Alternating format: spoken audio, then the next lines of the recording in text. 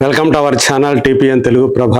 నేను మీ జర్నలిస్ట్ యజ్ఞమూర్తి. వేణుస్వామి ఘనత వహించిన సెలబ్రిటీ జ్యోతిష్కుడిగా పేరు పొందినవాడు. ఆయన ఎవరి గురించైనా దేని గురించైనా జాతకం చెప్పాడంటే అది వైరల్ అవ్వాల్సిందే. అది భవిష్యత్తులో నిజం అయినా కాకపోయినా కొన్ని సందర్భాల్లో నిజమయ్యాయి, కొన్ని సందర్భాల్లో అవి అబద్ధాలుగా తేలాయి, అవి జరగలేదు. సో గత ఎన్నికలను చూసుకుంటే ఆయన చెప్పింది 100కి 100 పాళ్ళు తప్పింది. బీఆర్ఎస్ పార్టీ అధికారంలోకి రావటం ఖాయమని ఆయన కొండబద్దలు కొట్టినట్టు చెప్పారు. కానీ జరిగింది వేరు అనేటువంటి విషయం మనందరికీ తెలిసిందే. అలాగే మరికొన్ని విషయాల్లో కూడా ఆయన జాతకాలు, ఆయన జ్యోతిష్యం తారుమారయ్యాయి. అట్లా ఆయన జాతకం తారుమారయ్యింది అని చెప్పేసి సెటైరికల్ గా చాలా మంది మాట్లాడుకుంటూ ఉంటారు. ఇప్పుడు మరి ఆయన జ్యోతిష్యం మోదీ మీదకి మళ్ళింది. ప్రస్తుతం ఏదైతే ఢిల్లీలో కాక్రోచ్ జనతా పార్టీ ఆధ్వర్యంలో జరుగుతున్నటువంటి ఉద్యమం ఏదైతే ఉందో, నిరసనలు ఏవైతే ఉన్నాయో వాటి మీద కూడా ఆయన జ్యోతిష్యం చెప్పారు. భవిష్యత్తులో ఏం జరగబోతుందో చెప్పారు. అవన్నీ గనక వింటే గనక ఒక 4 నిమిషాల నిడివి ఉన్నటువంటి వీడియోని ఆయన రిలీజ్ చేశారు. ఆ వీడియోలో అంటే ఆయన చెప్పినటువంటి భవిష్యత్తులో జరగబోయేటువంటి పరిణామాలు, కాక్రోచ్ జనతా పార్టీ భవిష్యత్తు ఎలా ఉండబోతుంది, అలాగే బీజేపీ మోదీ భవిష్యత్తు ఎలా ఉండబోతుంది ఆయన చెప్పారు. ఆయన చెప్పినటువంటి జ్యోతిష్యం ఇప్పుడు బీజేపీ పార్టీకి, మోదీ అభిమానులకి తీవ్రమైనటువంటి ఆగ్రహావేశాల్ని కలిగిస్తూ ఉంది.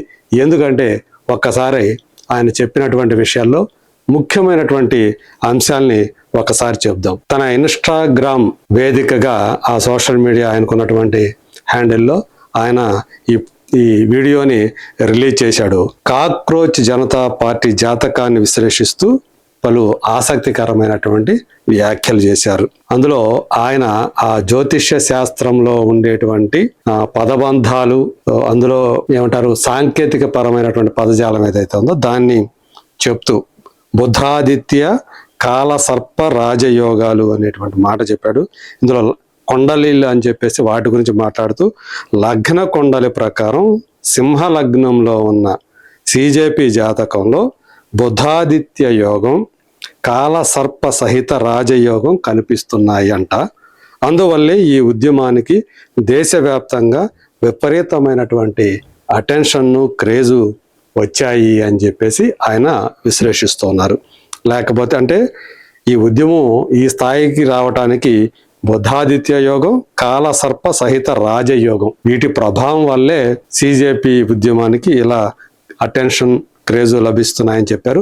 మరి ఇది సిజేపీకి తెలుసో లేదో మనకైతే తెలియదు. సో ఆయన ఒక టైం లైన్ అంచనా కూడా వేశారు. ఈ పార్టీకి, సిజేపీకి 2026 అక్టోబర్ 31 వరకు ఒక రకమైన అంటే వేరే లెవెల్ క్రేజ్ ఉంటుంది అని చెప్పేసి చెప్పారు.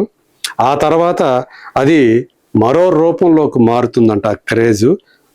దాంతోపాటు మరింత బలోపేతం అవుతుంది సిజేపీ అని చెప్పేసి ఆయన జాతకం చెప్తూ ఉన్నారు. సో ఈయన చెప్పిన దాంట్లో మరొక కీలకమైన అంశం, ఇప్పటిదాకా సిజేపీ ఏదైతే నీట్ లీకేజ్కి బాధ్యత వహిస్తూ కేంద్ర మంత్రి ఎవరైతే ఉన్నారో దానికి సంబంధించినటువంటి విద్యాశాఖకి సంబంధించినటువంటి ధర్మేంద్ర ప్రధాన్ రాజీనామా చేయాలని ఏదైతే వాళ్ళు బలంగా కోరుతూ నిరసనలు చేస్తూ ఉన్నారో, దాన్ని ఉద్యమ స్థాయికి తీసుకువెళ్తున్నారో, ఈ ఆందోళనల నేపథ్యంలో కేంద్ర విద్యాశాఖ మంత్రి ధర్మేంద్ర ప్రధాన్ రాజీనామా చేయటం 100కు 100% ఖాయమని చెప్పేసి ఆయన జోషన్ చెప్పాడు వేణుస్వామి. సో దీనివల్ల రాజకీయ పరంగా ఎవరికి నష్టం ఉందో ఆయన ఏమని అంచనా వేస్తున్నారంటే, ఈ ఉద్యమం వల్ల జరిగే రాజకీయ నష్టంలో 90% కేవలం బీజేపీకే చెందుతుంది అని ఆయన చెప్పాడు. భవిష్యత్తులో ఒక పార్టీని గద్దె దించాలన్నా లేదా ఎక్కించాలన్నా సిజేపీ కీలక పాత్ర పోషిస్తుంది అని చెప్పి ఆయన వ్యాఖ్యానించాడు. సో అంటే ఇప్పుడు ఇక సిజేపీ చేతుల్లోనే రేపు రాజకీయ పార్టీల భవిష్యత్తు ఆధారపడి ఉంది అని చెప్పి ఆయన విశ్లేషిస్తూ ఉన్నాడు. అలాగే భవిష్యత్తులో ఈ పార్టీకి చెందిన 3 ముఖ్య నేతలు జైలుకు వెళ్లే అవకాశం ఉందని ఆయన అంచనా వేస్తూ ఉన్నాడు. అభిజిత్ దీప్కే అనే అతను మొట్టమొదట ఈ సిజేపి అనే దానికి అంకురార్పణ చేసినటువంటి విషయం తెలిసిందే. ఆ తర్వాత వేరే వేరే వాళ్ళు అందులో జాయిన్ అయ్యారు. మొత్తానికి దానికి సంబంధించి 3 ముఖ్య నేతలు జైలుకు వెళ్తారు అని చెప్పేసి ఈయన జోస్యం చెబుతూ ఉన్నాడు. సో మనందరికీ తెలుసు, ఇవాళ దేశంలో యువత నిరుద్యోగుల సమస్యలపై సెటరిక రాజకీయ పార్టీలని వ్యంగ్యంగా వాళ్ళని విమర్శిస్తూ పుట్టుకొచ్చినటువంటి ఒక వినూత్నమైనటువంటి డిజిటల్ కమ్యూనికేషన్ ఉద్యమంగా కాక్రోచ్ జనతా పార్టీ ఒక గుర్తింపు సాధించింది అనే విషయం మనకు తెలుసు.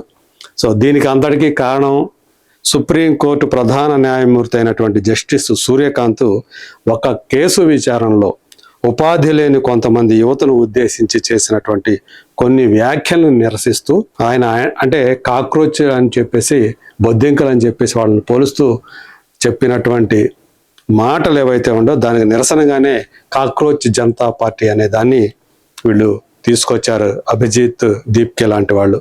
సో ఈయన మే 16వ తేదీ 2026 ఒక డిజిటల్ పేజీని ప్రారంభించాడు. మే 16వ తేదీ అంటే కేవలం 2 నెలలు మాత్రమే అయ్యింది.